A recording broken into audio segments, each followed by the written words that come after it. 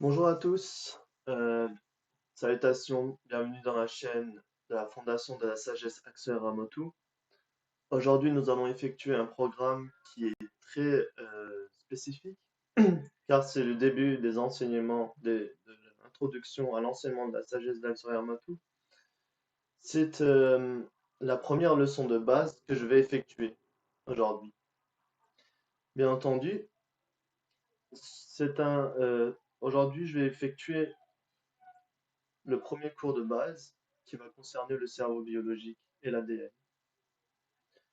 Ce sujet est un sujet très important au sein de notre enseignement. Pourquoi?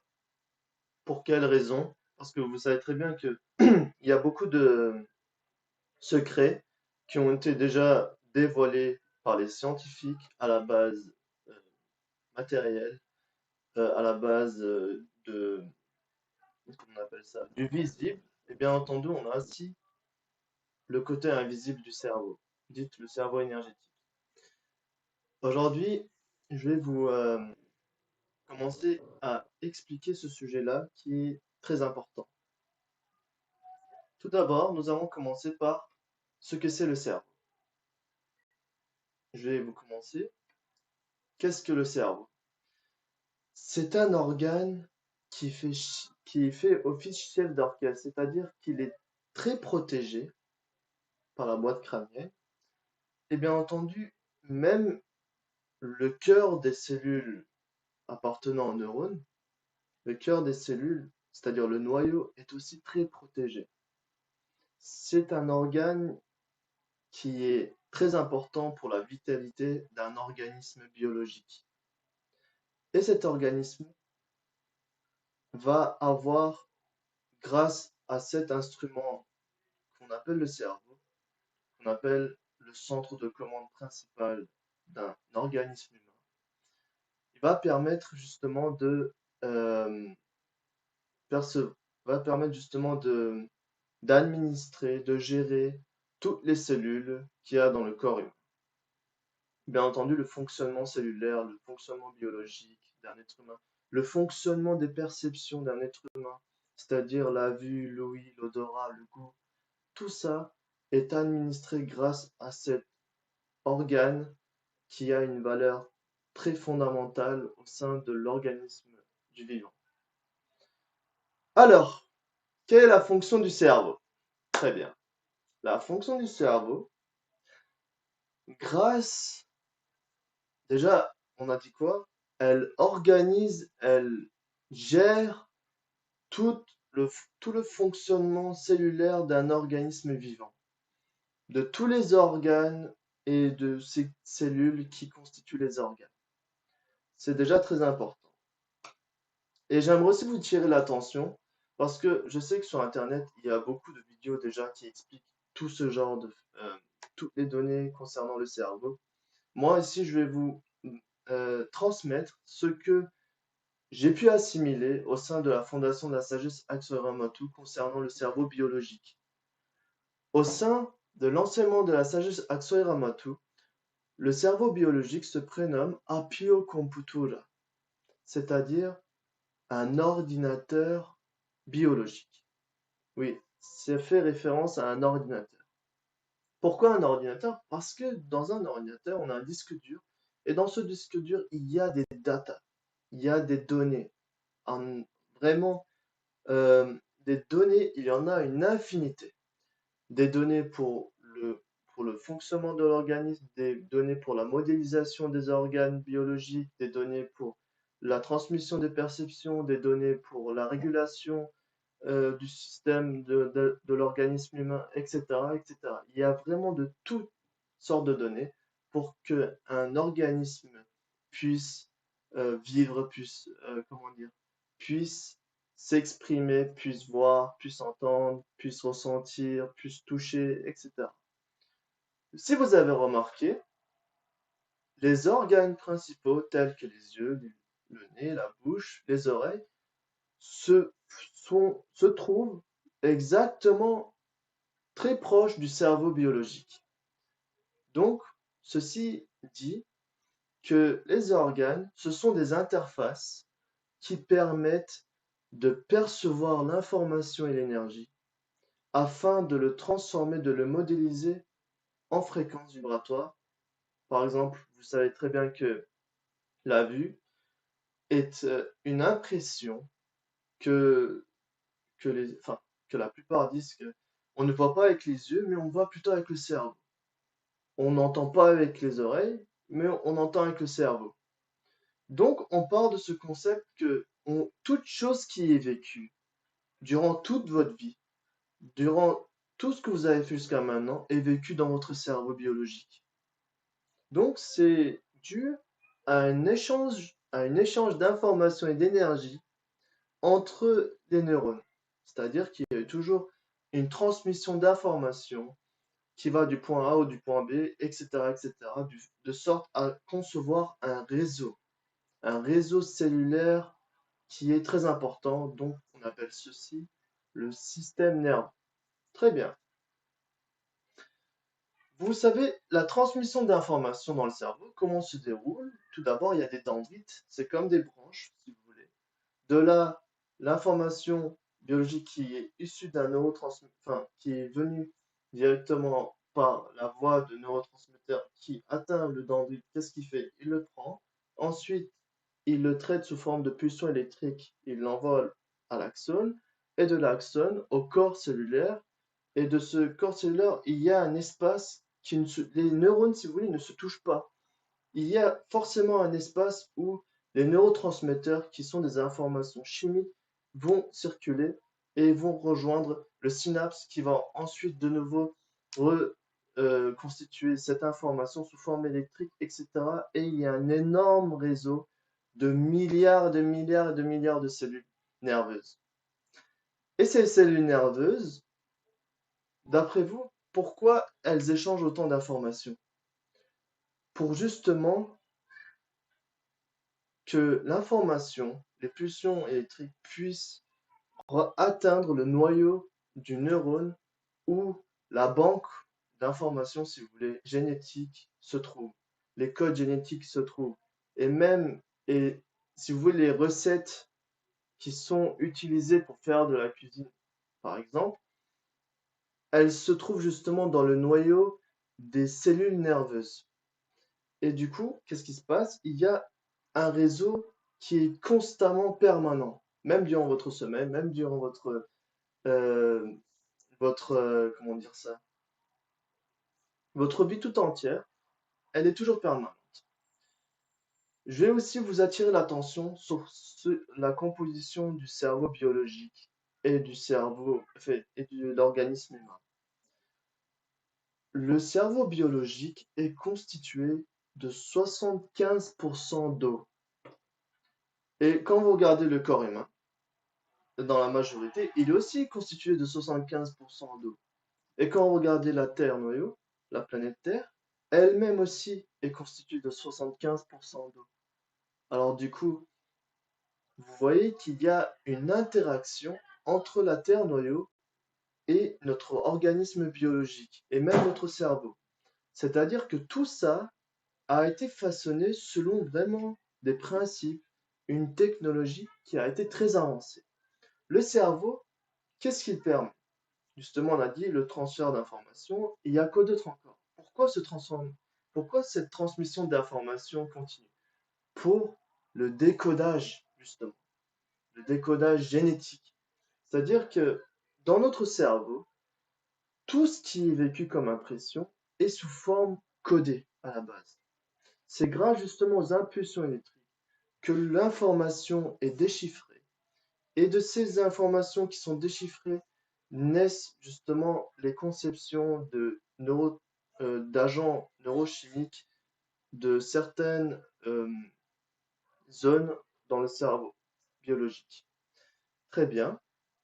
Et vous avez aussi remarqué que le cerveau, comme l'ADN, est une consistance, est une substance qui est programmable. On peut programmer un cerveau, on peut même pirater un cerveau. C'est-à-dire que le cerveau humain est quelque chose de très complexe, mais qui peut être aussi facilement maniable. et ceci crée une certaine perception de la réalité. Par exemple, entre un individu qui préfère croire à la spiritualité, son cerveau va fonctionner différemment.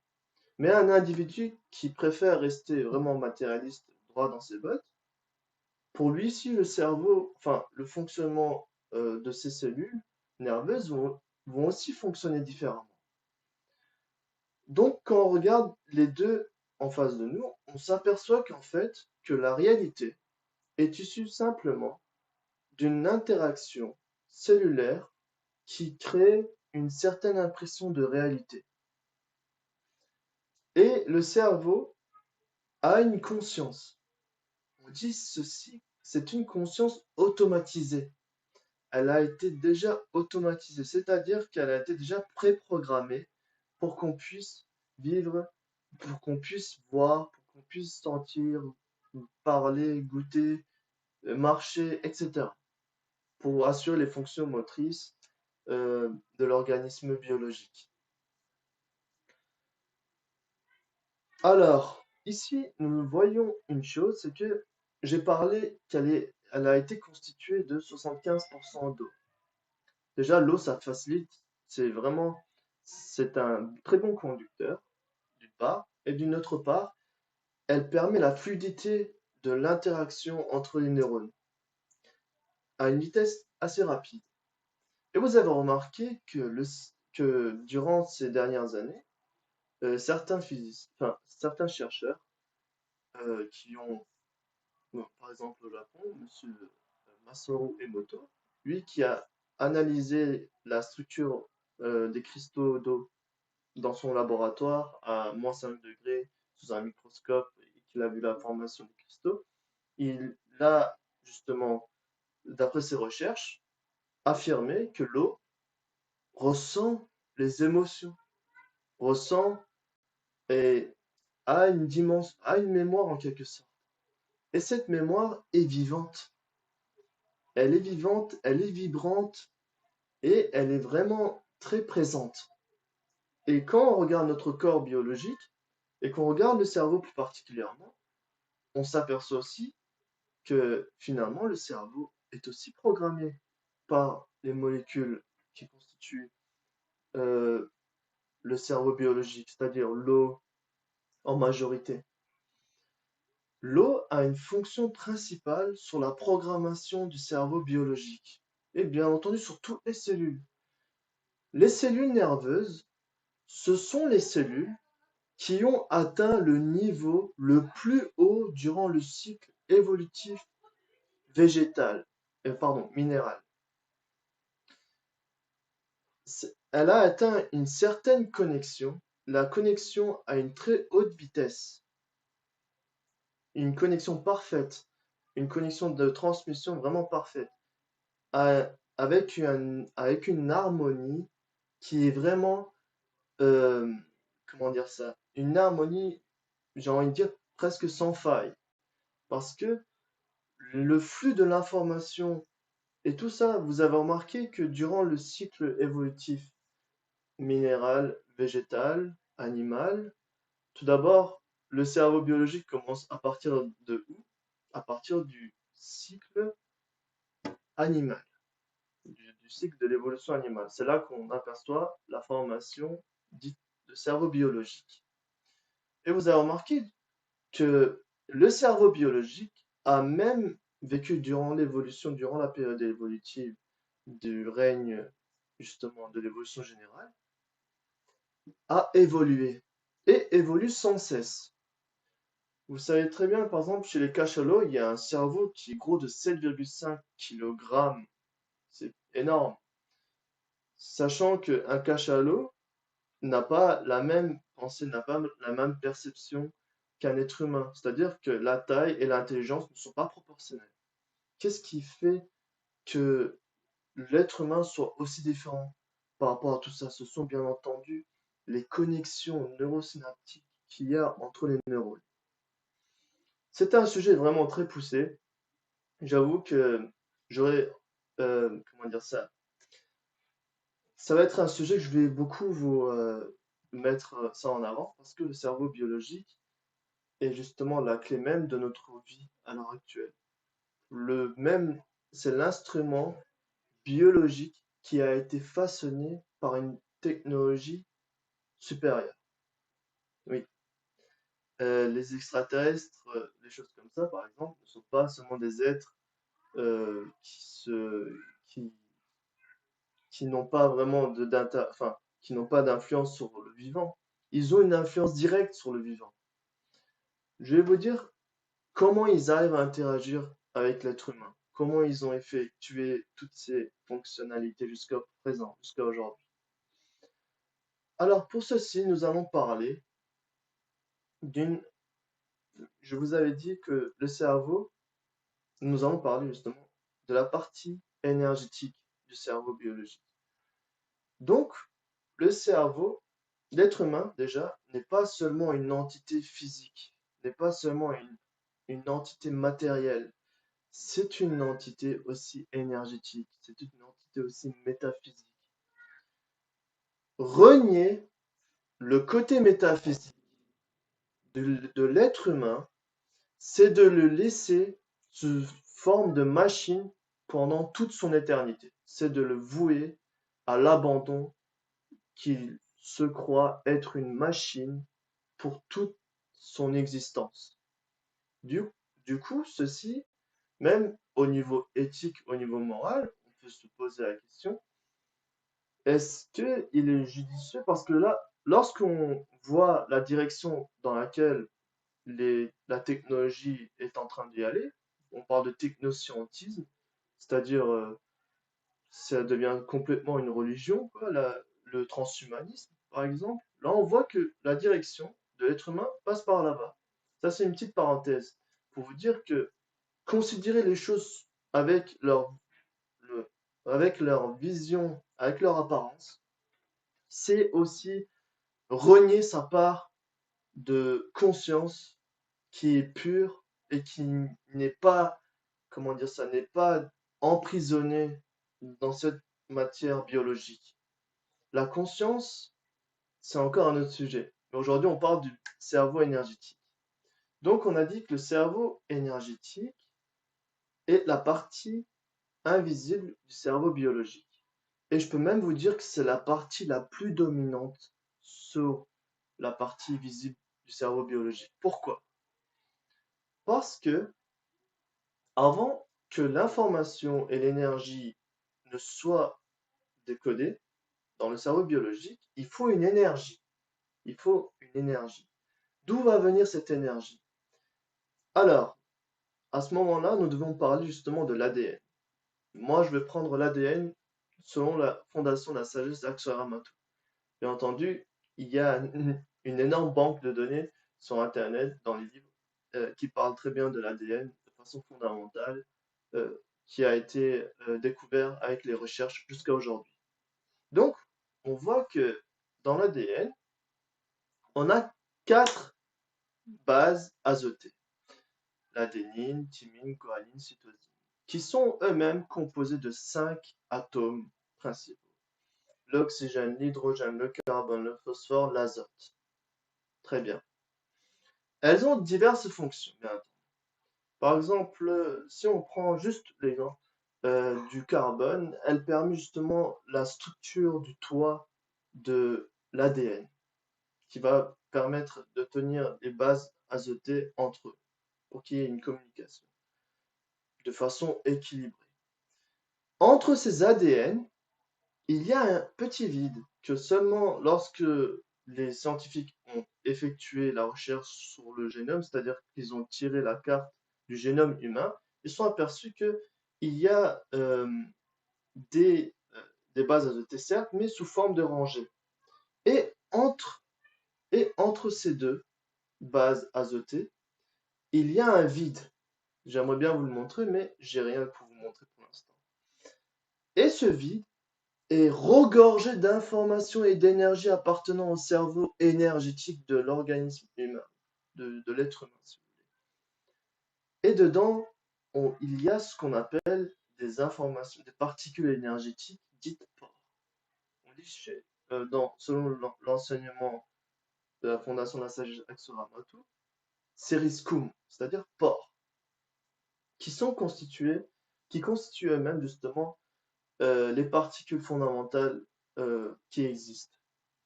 Et dans ces pores, il y a ce qu'on appelle des sensibilités. Il y a des sensibilités de polarité. Il y a une multitude d'informations comme ceci. Et lorsque l'énergie, justement, vous allez me demander, alors d'où vient l'énergie justement qui permet le décodage, la transmission de l'information de l'énergie entre les neurones? Justement, grâce à l'activation de ces particules énergétiques. Ceci, on n'en parle pas d'une seule, on en parle de milliards, de milliers. Et qu'est-ce qui se passe? Ça donne naissance à l'énergie biologique pour le fonctionnement du cerveau biologique humain. C'est-à-dire que la bioénergie, ce qu'on appelle l'énergie biologique, est issue grâce à l'activation de ces sensibilités qui sont aussi regorgées de programmes et qui va aussi conscientiser la cellule nerveuse pour qu'elle puisse se mouvoir à travers son réseau de communication intersynaptique, interneuronale, enfin, bien entendu, à travers toutes les connexions neurosynaptiques et neurologiques. Et ceci, je vous dis, qui permet, enfin, selon la fondation de la sage Ramatou, elle permet justement d'assurer l'énergie biologique de l'être humain. Si on a une énergie biologique, c'est aussi grâce à ces particules dites céresco, qui regorgent d'informations et de sensibilité, dites programmes, dites énergie. Très bien. Alors, aujourd'hui, vous allez. Quelle heure là pour l'instant? Je suis en train de regarder. Très bien. Il nous reste assez de temps. Selon le concept de la fondation de la sage Axel Ramatou, le cerveau biologique est le système robotique de commande principal, c'est-à-dire qu'elle contrôle vraiment tout l'organisme. Ça, je l'ai déjà dit. Par ailleurs, ces cellules-là, elles ont été ramenées grâce au cycle évolutif des consciences, des micro-consciences. Ça, j'en reviendrai plus tard dans un autre programme. Qu'est-ce que c'est les micro-consciences? Grâce à ces potentiels de conscience qui ont évolué à travers des formes dites biologiques, c'est-à-dire pour assurer un équilibre, une harmonie, pour justement maîtriser le bon fonctionnement d'un organisme biologique. Ceci dit que le cerveau est un produit, est une, euh, est un produit, oui, qui a été façonné par une technologie supérieure dite une technologie divine. Et cette technologie divine a pour but de expérimenter, de créer un milieu expérientiel. La Terre Noyo est un milieu qui est expérientiel, évolutionnel et missionnel. Et dans le cerveau biologique humain, par rapport aux autres cerveaux biologiques qui appartiennent au règne animal, il y a une différence. Déjà, il y a une différence de taille, il y a une différence de caractéristiques assez vaste.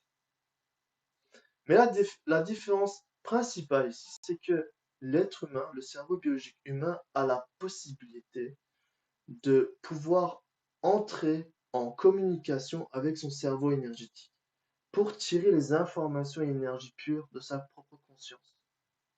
Chez les animaux, eux, on ne peut pas dire que c'est le cas. Eux, c'est encore autre chose parce que eux, ils sont chargés de rétablir l'équilibre des champs magnétiques grâce à leurs vibrations pures qui émanent de leur cerveau énergétique et biologique, bien entendu. Donc, je viens ici pour vous dire que tout ce qu'on vit, c'est-à-dire tout ce qu'on vit, toutes nos croyances, toutes les choses que l'on goûte, qu'on le voit, qu'on le ressent, etc., sont dues grâce à certaines activations de sensibilité et de programmes qui sont plantés, qui sont ensemencés, si vous voulez, sous forme holographique, dans les tranches spatiales génétiques dites entre les espaces des ADN, enfin des acides azotés, et qui permettent justement de conscientiser même l'ADN. C'est ça justement la technologie divine. Elles utilisent ces petites tranches qui sont à peine visibles pour l'être humain, pour la technologie humaine, pour ensemencer des programmes avec leur sensibilité, afin qu'elles puissent être activées selon un certain code de temporalité. Je dis temporisé. Chaque chose que l'on vit, même actuellement lorsque je vous fais cette leçon, c'est dû aussi grâce à l'activation génétique qui se situe dans mes connexions neurosynaptiques, dans les connexions neurologiques du cerveau humain. Et bien entendu, parallèlement à ceci, elle a été déclenchée par le cerveau énergétique lui-même. Et bien entendu, dans le cerveau énergétique, il y a des informations qui sont qui existent sous forme d'existence, sous forme d'être. Ils n'ont pas été créés.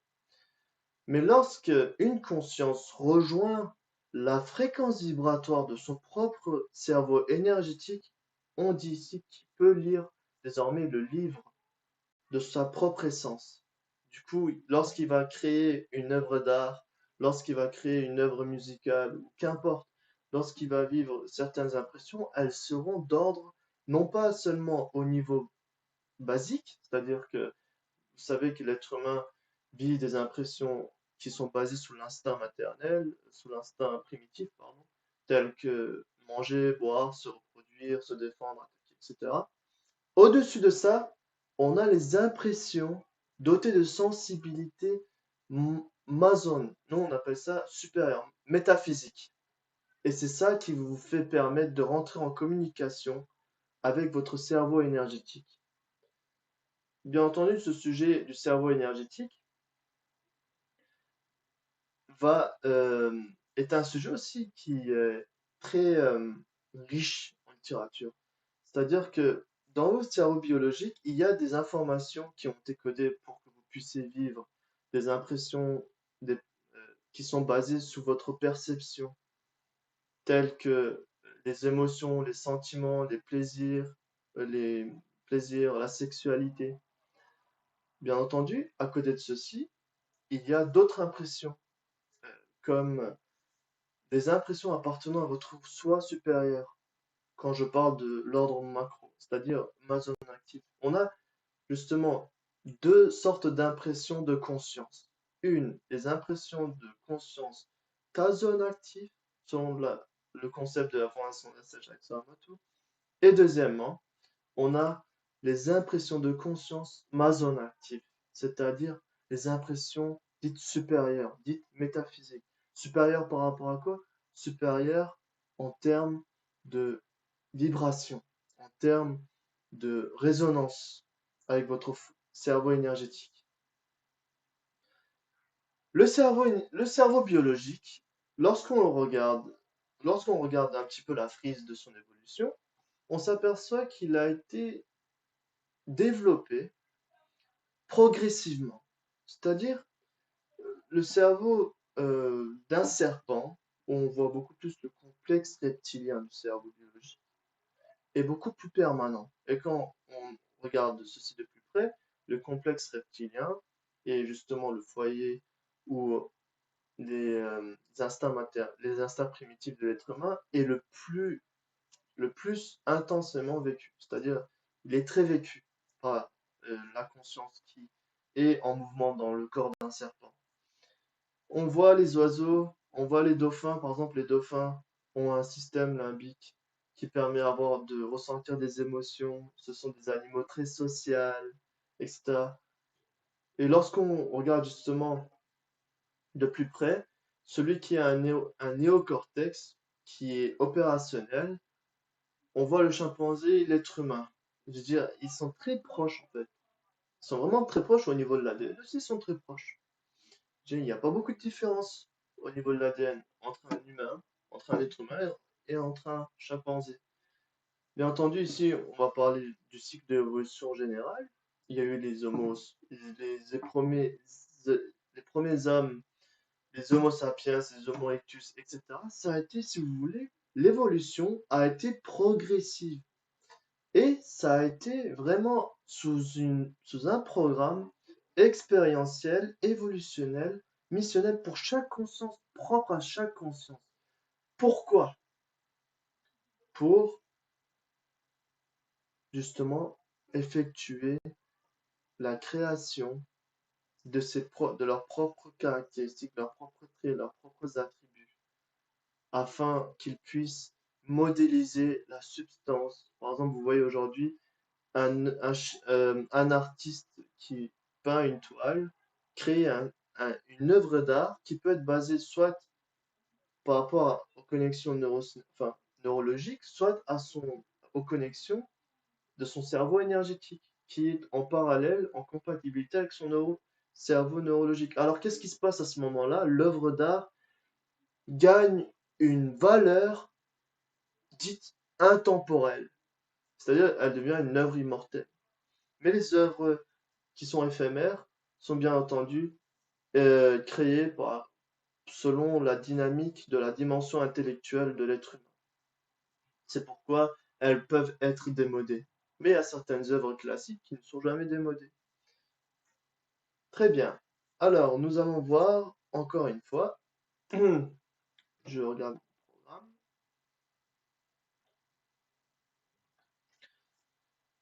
Le cerveau biologique est, comme je vous l'ai dit précédemment, est le cœur même de votre perception subjective, de votre perception de l'odorat, de la vue, etc., de tous les cinq sens. Mais le cerveau biologique ne s'arrête pas seulement à ça. Il peut aller beaucoup plus, c'est-à-dire qu'il peut, grâce au cerveau énergétique qui est en parallèle avec le cerveau biologique, qui est, qui est justement le pont entre les deux grâce au vide qu'il y a entre les acides, les bases azotées de l'ADN, de la chaîne des nucléotides, on peut voir qu'il y a euh, d'énormes sensibilités qui va permettre à l'être humain de pouvoir s'enrichir, de pouvoir avoir des nouvelles connexions neurosynaptiques, de pouvoir avoir euh, de nouvelles connexions neurologiques. Vous savez très bien que le cerveau est un organe pas seulement mécanique, mais c'est un organe aussi électrique, c'est un organe chimique, c'est un organe mécanique. Il a trois sortes de fonctionnement. Et ça permet justement de pouvoir, à une essence supérieure, à un moi supérieur, de cultiver ses propres possibilités pures, inexpérimentées, sur la Terre noyau de façon à l'expérimenter. Et ceci permet la création d'un être, d'un moi supérieur sur la Terre noyau. C'est-à-dire que rester en activité par rapport au domaine scientifique, artistique, mystique, spirituelle ou religieuse, peu importe, s'il est vraiment vécu dans la phase nécessaire qui est en accord au désir de votre moi supérieur, automatiquement le moi supérieur va aussi va créer un pont entre votre cerveau énergétique et votre cerveau biologique et du coup va expérimenter ses propres possibilités, sous la dynamique de ses propres attributs, la dynamique de ses propres traits et de ses propres valeurs, la substance, la substance dite dans l'enseignement de la sagesse d'Al-Soyer Ramoto, Kumas. Très bien. Pour votre question, je sais très bien que vous avez des questions. Euh, pour ceci, comme je vous l'ai déjà dit dans la leçon de hier de lecture, je répondrai ça beaucoup plus à la prochaine, au début de la prochaine intervention que je vais euh, recevoir d'ici quelques jours. Donc, je vous ai pas encore parlé de de la composition, enfin, la composition du cerveau biologique, j'ai parlé, mais la constitution. Le cerveau biologique est constitué de deux hémisphères principaux, hémisphère droit et hémisphère gauche, avec plusieurs lobes qui sont, euh, qui sont conçus pour certaines activités, euh, qu'elles soient d'ordre d'impression comme d'ordre de perception de la conscience. Et c'est dans cette situation-là, nous voyons que le cerveau biologique a pour attribut de gérer tout l'organisme biologique. Je fais un petit bilan, puis après je vais mettre fin à cette intervention. Et bien entendu, tout ceci va permettre à un organisme, à un être vivant, à un être supérieur qui vit justement dans une dimension supérieure, via l'interface que sont les êtres biologiques, leurs interfaces à eux. Qu'est-ce qui va leur permettre? Ils vont indirectement pouvoir mobiliser leur potentiel afin de les cultiver, de les cultiver, de les cultiver, dont nous appelons ce programme le programme de cultivation, de l'intégralité de la cultivation de Sirius.